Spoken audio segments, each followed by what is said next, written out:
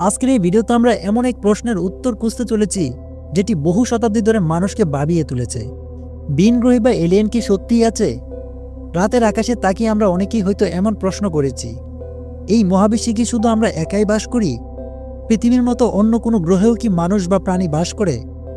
যদি ভিনগ্রহের প্রাণ থাকে তাহলে তারা কি কখনো আমাদের সাথে যোগাযোগ করেছে? এমন অনেক প্রশ্ন আমাদের মধ্যে ঘুরপাক খায়।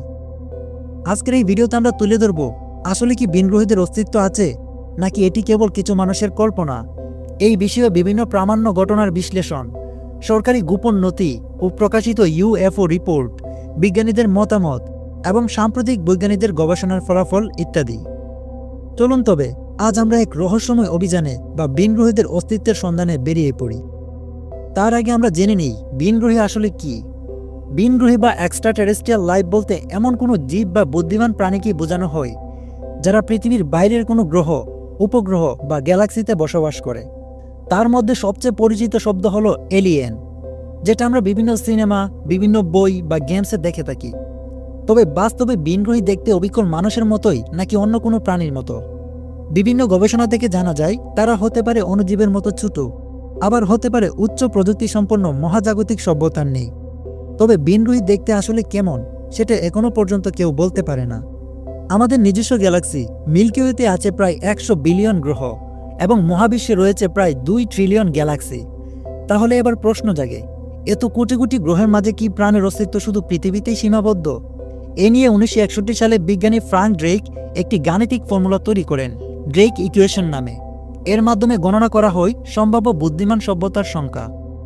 যদিও ফলাফল নির্ভর করে অনেকগুলো অনুমানের উপর, তবুও বিজ্ঞানীরা বিশ্বাস করেন শুধুমাত্র আমাদের গ্যালাক্সিতেই অন্তত হাজার হাজার সম্ভাব্য সভ্যতা থাকতে পারে। এছাড়া আমরা ইতিমধ্যে খুঁজে পেয়েছি অনেক হ্যাবিটেবল এক্সোপ্ল্যানেট, যেখানে পানি ও প্রাণের সম্ভাবনা রয়েছে। চলুন জেনে নেই কি কি ধরনের প্রমাণ পাওয়া গেছে এখনো পর্যন্ত। তার মধ্যে অন্যতম হলো ইউএফও, মানে আনআইডেন্টিফাইড ফ্লাইং অবজেক্ট, অর্থাৎ এমন কিছু যা আকাশে উড়ছে কিন্তু পরিচিত কোনো বস্তু বলে শনাক্ত করা যায়নি।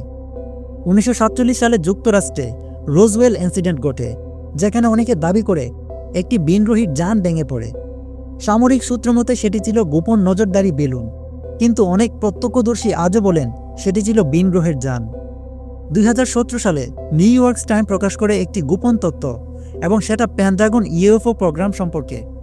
2020 সালে পেন্টাগন স্বয়ং 3টি ইউএফও ভিডিও প্রকাশ করে, যেগুলো মূলত ইউএস নেভির জেট পাইলটরা ধারণ করেছিলেন।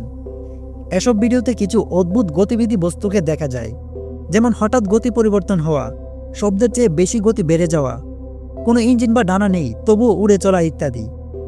আর এই সকল বিষয় নিয়ে বিভিন্ন গবেষণা করেন search for extra terrestrial intelligence, একটি বৈজ্ঞানিক শাখা যারা মহাবিশ্ব থেকে আসা সম্ভাব্য রেডিও সংকেত পর্যবেক্ষণ করে। 1977 সালে তারা একবার ওয়াও সিগন্যাল ধারণ করে, যেটি ছিল অত্যন্ত শক্তিশালী এবং স্বাভাবিক কোনো মানুষের মতো ছিল না। তবে আজও পর্যন্ত এর পুনরাবৃত্তি হয়নি। অনেকে দাবি করেন প্রাচীন মিশরীয় পিরামিড, মায়া সভ্যতার চিত্র বা ভারতের প্রাচীন গ্রন্থ সবখানেই আছে এই অদ্ভুত আধুনিক প্রযুক্তির ইঙ্গিত। কিছু কিছু চিত্রে দেখা যায় উড়ন্ত বস্তু বা অচেনা আকৃতির প্রাণী, আর এগুলোকে কিছু মানুষ ব্যাখ্যা করেন ভিনগ্রহীদের কার্যকলাপ হিসেবে। যদিও ঐতিহাসিকরা বলেন এটি হয়তো ধর্মীয় বা প্রতীকী চিত্র, তারপরও অনেকে বিশ্বাস করেন এগুলো হচ্ছে ভিনগ্রহী।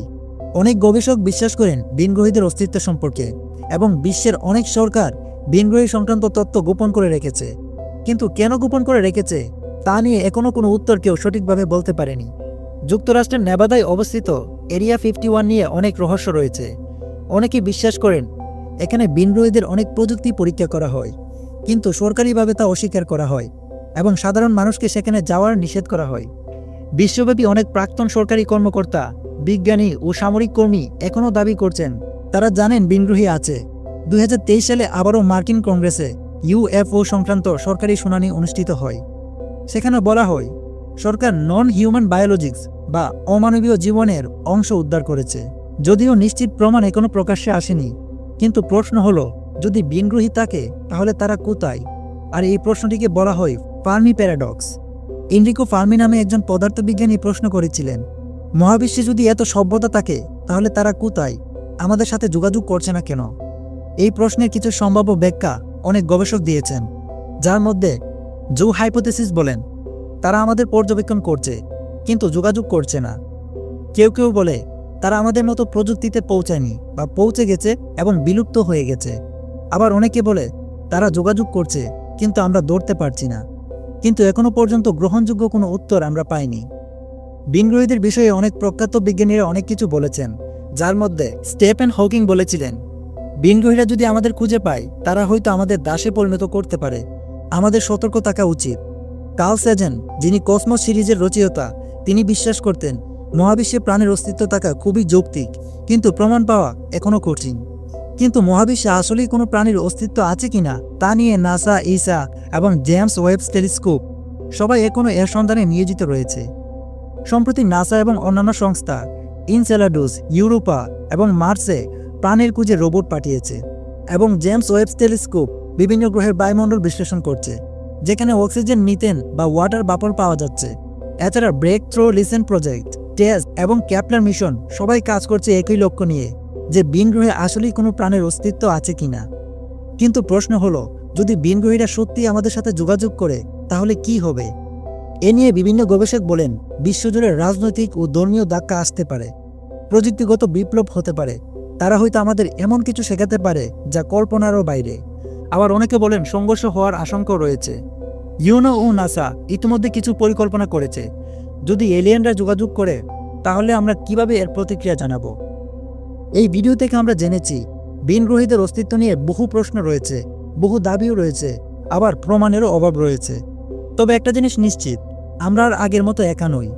প্রযুক্তি, গবেষণা এবং নতুন প্রজন্মের আগ্রহ সব মিলিয়ে আমরা ধীরে ধীরে এগুচ্ছি সেই অজানা রহস্যময় ভবিষ্যতের দিকে। আজ নয়তো কাল একদিন আমরা ঠিকই এর সঠিক উত্তর পাব। আপনার মতে বিনগ্রহীরা সত্যিই আছে কিনা সেটা কমেন্টে জানান। ভিডিওটি ভালো লাগলে লাইক করুন, শেয়ার করুন এবং সাবস্ক্রাইব করুন আমাদের চ্যানেলটি। আর হ্যাঁ, চোখ রাখুন আকাশে, কারণ কেউ হয়তো আপনাকেই দেখছে।